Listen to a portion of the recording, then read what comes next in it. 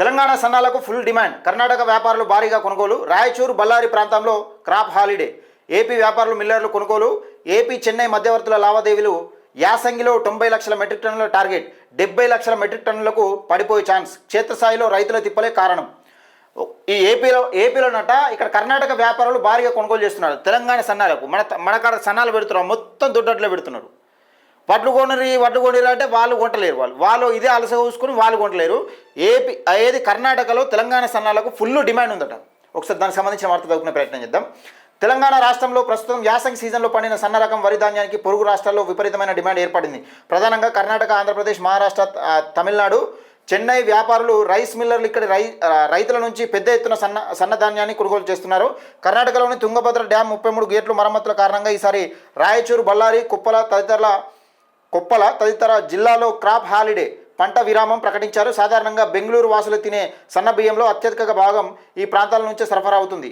అక్కడ పంటలు లేకపోవడంలో కర్ణాటక వ్యాపారులు తెలంగాణ సన్నాలపై పడ్డారు. తెలంగాణలోని నారాయణపేట, గద్వాల, మహబూబ్ నగర్, వికారాబాద్ జిల్లాలతో పాటు నిజామాబాద్ జిల్లాలోని బోధన్ నియోజకవర్గం నుంచి సన్నధాన్యాన్ని కర్ణాటక వ్యాపారులు భారీగా కొంటున్నారు. ఇది అక్కడ క్రాప్ హాలిడే అంటే ఒక డ్యామ్ కడతా ఉన్నారట చెన్నై వ్యాపారులు. ఎందుకైందంటే ఇక్కడ 33 గేట్ల మరమ్మతుల కారణంగా ఈసారి రాయచూరు, బళ్ళారి, కొప్పల తదితర జిల్లాలో క్రాప్ హాలిడే పంట విరామం ఇచ్చిరట. ఏది కర్ణాటకలోని తుంగభద్ర డ్యామ్కు సంబంధించి 33 గేట్ల మరమ్మతుల కారణంగా ఆడ నీళ్ళు లేవు, మొత్తం ఎత్తేసి క్రాప్ హాలిడే ఇవ్వడం వల్ల మన తెలంగాణ రాష్ట్రంలోని సన్నాలకు డిమాండ్ ఉందని ఒక వార్త చూస్తున్నాం. దానికి సంబంధించిన వార్త ఒకసారి చదువుకునే ప్రయత్నం చేద్దాం. అయితే తెలంగాణ సన్నాలకు ఫుల్ డిమాండ్. రాష్ట్రంలోనే వరి కోతల ముందుగా ప్రారంభమయ్యే బోధన్ ప్రాంతం నుంచే దాదాపు 2 లక్షల టన్నుల ధాన్యాన్ని కర్ణాటక, మహారాష్ట్ర వ్యాపారులు కొనుగోలు చేసినట్లు పౌర సరఫరాల శాఖ వర్గాలు అంచనా వేస్తున్నాయి. మరోవైపు ఆంధ్రప్రదేశ్, చెన్నై వ్యాపారుల సైతం మధ్యవర్తుల ద్వారా ఖమ్మం, నల్లగొండ, సూర్యాపేట జిల్లాల రైతుల నుంచి సన్నాలను నేరుగా కొనుగోలు చేస్తున్నారు. ఆసియాలోనే పెద్ద రైస్ మిల్ కేంద్రంగా పేరున్న మిర్యాలగూడలోని ఈ లోకల్ మిల్లర్లు కూడా పోటీ పడి సన్నధాన్యం సేకరిస్తున్నారు.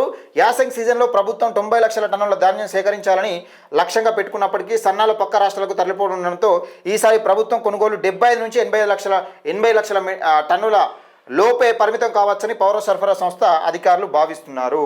ఇక్కడ విషయం ఏంటంటే వాళ్ళు పక్క రాష్ట్రంలో కొనుట్లా మన మిర్యాలగూడ అతిపెద్ద తెలంగాణ రాష్ట్రంలోనే అతిపెద్ద మిల్ అయినటువంటి ఏది ఆసియాలోనే అతిపెద్ద రైస్ మిల్ కేంద్రంగా ఉన్న పేరున్న మిర్యాలగూడలో కూడా పోటీపడి కొంటున్నారట. పోటీపడి అంటే పక్క రాష్ట్రం పోతుంది కాబట్టి పోటీపడి కొంటున్నారు. ఇక్కడ ఎవరు కొనటం లేకపోతే డిమాండ్ ఉంటుంది. వీళ్ళకు డిమాండ్ ఉంటుంది. మేము కొనాం, ఈ కట్ అయితే ఇవి కట్ అయితే ఈ అడ్డగోలు ఇవన్నీ ఇవి చెప్తూ ఉంటారు. మొత్తానికైతే సన్నాలు చాలా తక్కువ పండిస్తారు. మనం తినేటేమో సన్నాలు ఒక్కసారి గమనించుర్రి.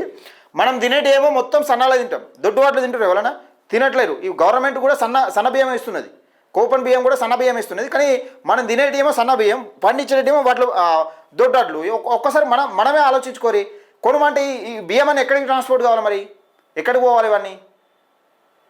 అది జరుగుతూ ఉన్నది. రైతులు కూడా ఒక్కసారి ఆలోచన చేసుకోండి. సన్నాలు పండించే ప్రయత్నం చేయండి. దానికి రేటు కూడా ఎక్కువ ఉంటుంది. మేబీ అంటే దొడ్డాట్లకు ఉన్న సన్నాట్లకు కొంచెం పంట తేడా ఉంటుంది. కానీ ఒక్కసారి ఆలోచన చేసుకోండి. మనం తినేటేమో వడ్లు సన్నం తింటున్నాం, బియ్యం సన్నం తింటున్నాం, పండించేటేమో దొడ్డలు పండించే ప్రయత్నం చేస్తున్నాం.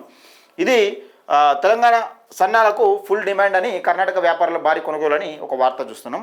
ఈ వీడియోని ఎక్కువ మంది షేర్ చేసే ప్రయత్నం చేయండి, లైక్ చేయండి, మన ఛానల్ని సబ్స్క్రైబ్ చేసుకోండి.